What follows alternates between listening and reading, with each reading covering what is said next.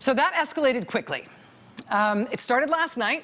Reuters reporter Mark Hosenbaugh, who's an excellent veteran investigative reporter, Mark Hosenbaugh last night was first to report that Robert Mueller's special counsel investigation has taken over the FBI's work related to the so-called dossier, right? The dossier about President Trump and his connections to Russia. That's the dossier that was produced during the election by a former MI6 British intelligence operative named Christopher Steele. He was working on a contract with a DC research firm called Fusion GPS. Earlier this week, 3 Russian guys associated with a giant Putin-linked Russian bank called Alfa Bank, 3 Russians sued Fusion GPS over the way they were described in the dossier. These sort of criminal and political allegations made against them in that document. These 3 Russians are the same guys who previously sued BuzzFeed. Now, BuzzFeed was the first media organization to publish the dossier back in January. They sued BuzzFeed before. Now, as of this week, they're also suing Fusion GPS, which is the company that paid for the dossier.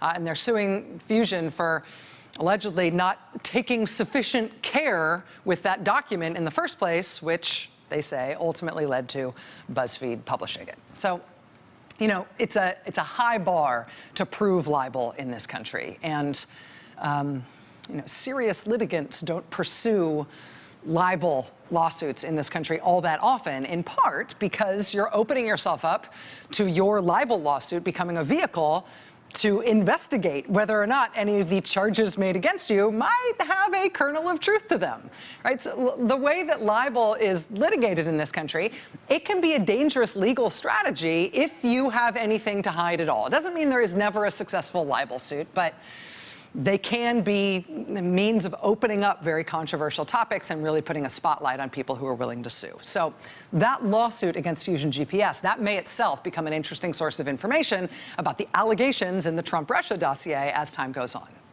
So that lawsuit filed this week could end up being important down the road. Just sort of stick a pin in that for now. Regardless of that lawsuit, though, the dossier is obviously already radically controversial.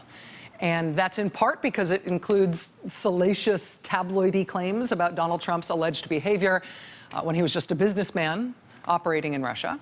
But more importantly, it's incredibly controversial because what that document does overall, the overall point of the dossier is that it describes a well-developed conspiracy of cooperation between Trump world and Russian intelligence agencies, as Russian intelligence agencies were taking all sorts of different actions to try to benefit Donald Trump in the presidential election. The dossier overall, regardless of any of its individual claims, the overall argument of the dossier is that there was collusion. There was a conspiracy of cooperation between Trump world and the Russian leadership while the Russian leadership was directing this campaign to have Russia influence our election. And in terms of the specific claims in the dossier, some of them are contested by the people who are named in the dossier, including by those 3 Russians who are now suing over its publication. The dossier as a whole is routinely dismissed and disparaged and attacked by the president and by the White House as a completely unfounded thing. The Republican chairman of the Judiciary Committee in the Senate, Chuck Grassley, Judiciary Committee is supposedly investigating some of the more serious charges related to the Trump campaign in Russia. Senator Grassley has really had it out for the dossier. He's engaged in a months-long crusade to try to portray the dossier itself as the Russia scandal. He's tried to impugn anybody who had anything to do with creating that dossier, or anybody who's ever cited it, or anybody who's ever used it as a basis of investigation. He's tried to make the dossier itself a scandal. And it is definitely true that some of the most salacious stuff, including the personal stuff in the dossier, hasn't been proven out by any subsequent reporting, at least not yet. But there are parts of the dossier that really have been proven out and that were right about stuff that we now accept was true about the Russian attack on our election, except the dossier was right about it months before any of the rest of us knew, months before there was any public reporting. For example, before there was any public reporting on Russia being the entity behind the hacking and stealing documents from Democratic Party organizations, it was the Christopher Steele dossier that described Russia as being behind those hacking operations and those thefts. The Steele dossier had that before there was any public source reporting on it. before reporting from the New York Times and a very belated admission from the Trump Organization proved that President Trump, in fact, pursued a Trump Tower Moscow project during the campaign, months before that ever became publicly known, it was in the dossier. Christopher Steele, in the dossier, described Trump exploring the real estate sector in Russia, including in Moscow. Before anybody had any proof that Russian government sources directly offered derogatory information about Hillary Clinton to the Trump campaign, before the New York Times was first to report about that meeting at Trump Tower, where all the top officials from the Trump campaign showed up in person for a meeting because they'd been promised Russian government information that would make Hillary Clinton look terrible. Months before we learned about that Trump Tower meeting, where they showed up to get the Hillary Clinton dirt, months before that, Christopher Steele, in the dossier, was describing the Russian government as part of this conspiracy with the Trump campaign, providing the Trump campaign with derogatory information about Hillary Clinton.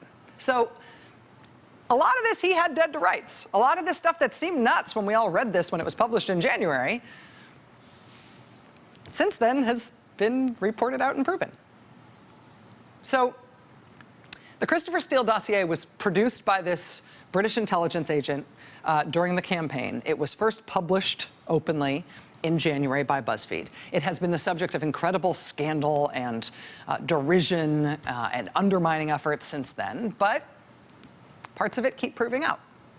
So now Mark Hosenbaugh at Reuters is reporting that Robert Mueller's inquiry has taken over the work that was already happening at the FBI to try to corroborate the dossier, to follow up the claims made in that dossier. That was first. That was last night. Then tonight, CNN was first to report, and NBC has now confirmed this, but CNN was first to report that Bob Mueller's team has interviewed the former British intelligence officer who wrote the dossier, Christopher Steele. Quote, Special Counsel Robert Mueller's investigators met this past summer with the former British spy whose dossier on alleged Russian efforts to aid the Trump campaign spawned months of investigations that have hobbled the Trump administration. Quote, the FBI and the U.S. intelligence community last year took the Steele dossier more seriously than the agencies have publicly acknowledged. Now, that's a little woolly. It sounds like a little, sounds like an interesting generalization, but look at this detail that they've got. Quote, the intelligence agencies, particularly the CIA and the FBI, took Steele's research seriously enough that they kept it out of a report released in January on Russian meddling in the election in order to not divulge which parts of the dossier they had corroborated and how. Okay, this is interesting. It's one thing to say, oh, they took it more seriously than people think. This is specific and really interesting. Right, you put this together with Mark Hosenbaugh's report, and what we've got is Robert Mueller tracking down these allegations that were made in the dossier, Mueller's team meeting with Christopher Steele, and this report that the FBI and the CIA took care, after internal debate, they took care to not explicitly discuss the dossier, to not explicitly include mention of the dossier when they reported on Russian meddling in the election last year. And the reason they didn't include the dossier in those reports is specifically because they had corroborated some of the claims in the dossier. And if they were going to put those claims, and if they were going to mention the dossier in their reporting, they would ultimately have to explain how they corroborated it, how they figured out that what Christopher Steele said in that dossier was correct. However they did that, however they corroborated what they corroborated, was too sensitive to tell, say, Donald Trump. So they didn't write it down. I mean, they briefed outgoing President Obama and incoming President-elect Trump in person directly about the fact that this dossier existed.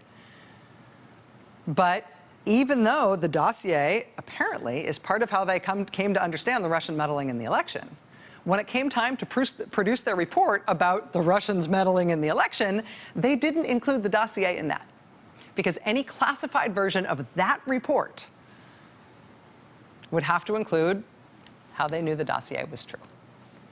Quote, in the weeks before the U.S. intelligence community published a January report detailing Russian meddling efforts in the 2016 election, top officials at the FBI, CIA, and the Director of National Intelligence Office discussed including parts of the Steele dossier in the official intelligence document.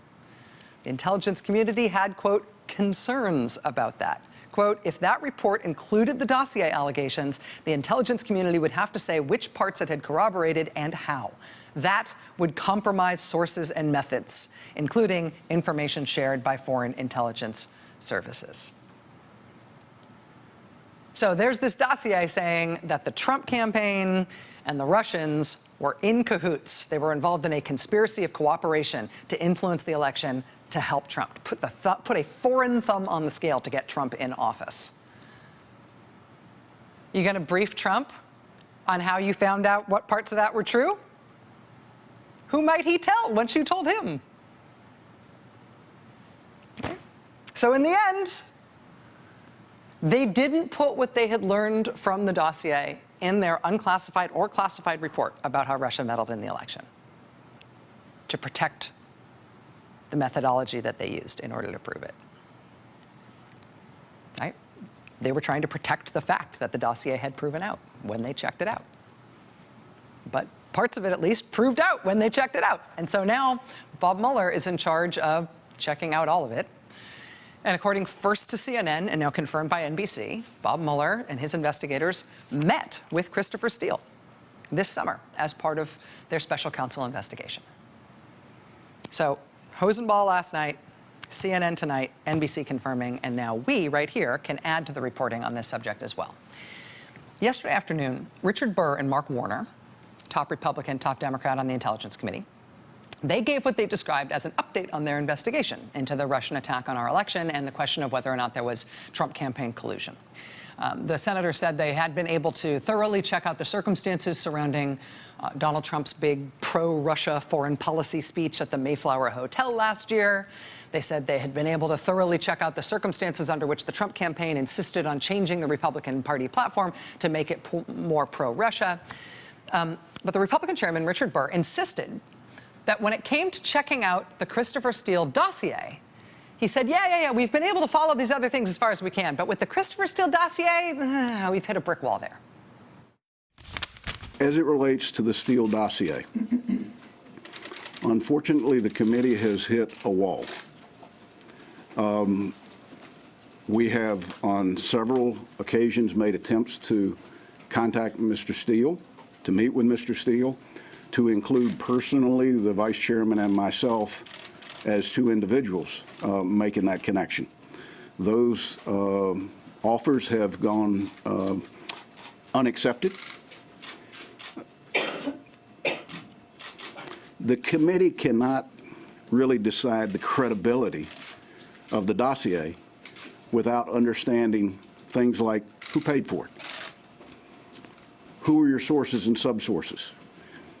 We're investigating a very expansive Russian network of interference in U.S. elections. And though we have been incredibly enlightened at our ability to rebuild backwards the Steele dossier up to a certain date, getting past that point has been somewhat impossible.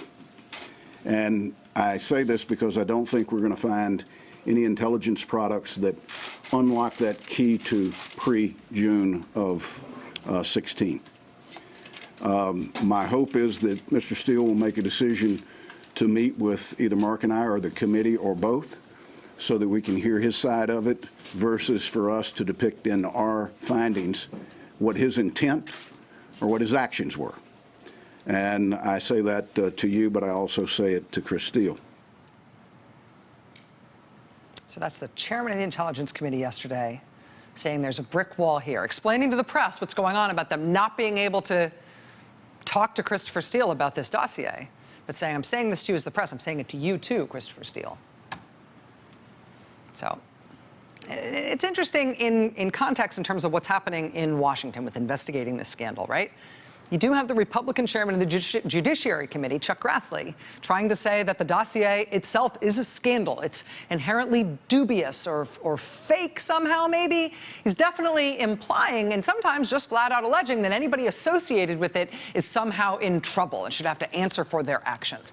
In the other Senate committee investigating the scandal, in the Intelligence Committee, the Republican chairman there, he doesn't describe the dossier as a scandal, but he's basically describing it as a mystery here, right? You know, we'll never get to the bottom of this.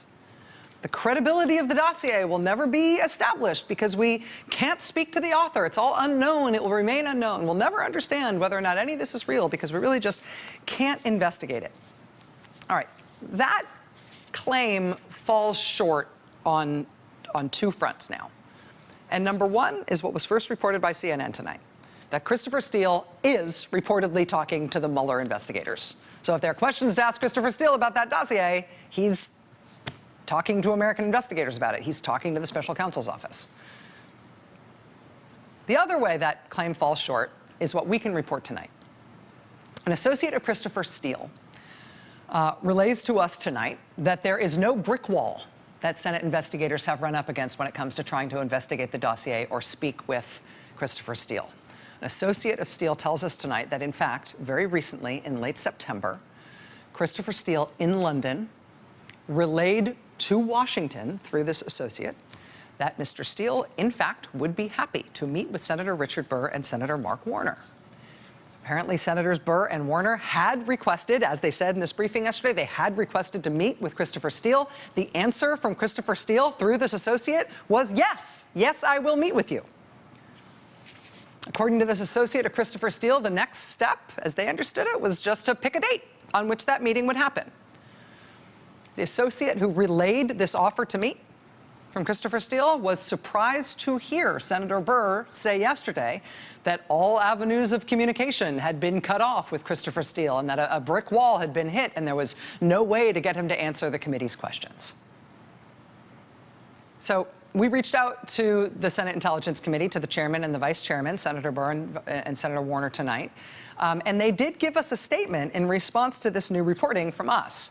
They gave us an interesting statement. It doesn't refute what our source told us, but let me read you what they said. Quote, "The committee has made multiple requests to meet with Mr. Steele over the last 9 months, including outreach to his attorneys. We remain open to any credible offer to meet with Mr. Steele, whether in Washington or in London."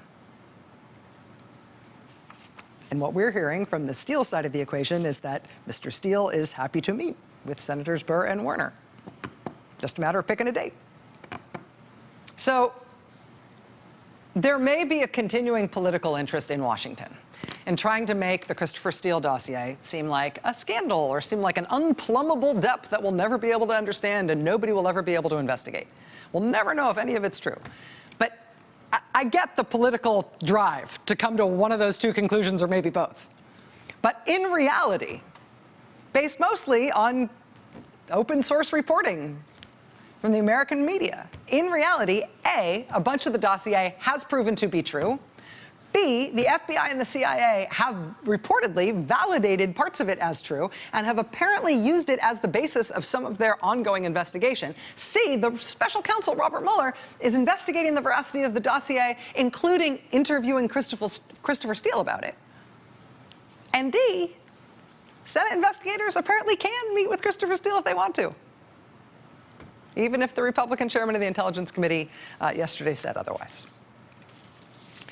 So Republicans are obviously under a lot of pressure to wrap this thing up. Trump campaign manager Steve Bannon has now left the White House, but from his new position as a person who gets interviewed about the White House, which is itself funny, Steve Bannon has made clear that the only problem related to Russia and the presidential election is that Republicans in Washington haven't yet blocked the investigation into what Russia did. It's Mitch McConnell and Paul Ryan have allowed there's three investigative committees on Capitol Hill. They have full subpoena power. They have an unlimited budget. They're going after President Trump. Yeah. They're going after him every day. The problem with trying to stop these investigations into what happened with Russia and the Trump campaign is that we keep finding new stuff that makes the investigation seem warranted and worthwhile, right? And some of that is coming from within the investigative process itself.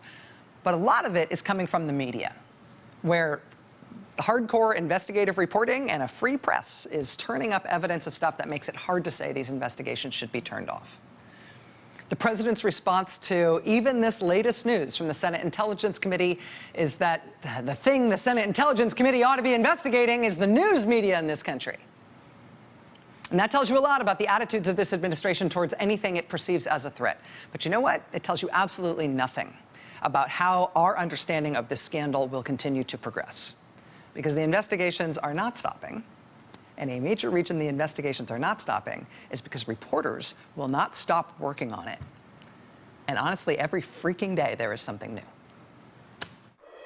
Hey there, I'm Chris Hayes from MSNBC. Thanks for watching MSNBC on YouTube. If you want to keep up to date with the videos we're putting out, you can click subscribe just below me or click over on this list to see lots of other great videos.